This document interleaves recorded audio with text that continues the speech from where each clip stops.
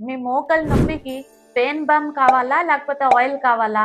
చాలా మంది పేషెంట్లు వచ్చి నన్ను అడుగుతారు, "మేడం నాకు పెయిన్ బామ్ ఇవ్వండి." ఈ పెయిన్ బామ్‌లోనే క్యాంఫర్ అండ్ మెంథల్ అలాంటివి వస్తూ ఉన్న వల్ల అది పైన మాత్రమే పనిచేస్తది. సో, అది మోకాళ్ళ మీద పూస్తూనే ఉంటే అది బయట మాత్రమే కూలింగ్ సెన్సేషన్ క్రియేట్ చేసి టెంపరరీగానే రిలీఫ్ చేస్తది. కానీ లోపలికి పోదు. ఆయిల్ అప్లికేషన్ రెగ్యులర్‌గానే చేస్తూనే ఉంటే ఈ గుజ్జు తగ్గిన వల్ల మోకాలు లోపల డ్రైనెస్ వస్తది కదా! ఈ ఆయిల్ లోపలికి వెళ్ళేసి దానికి పనిచేస్తది. And muscle relaxation, bone strength, ligament strength ఇయన్నీ కూడా ఇస్తది.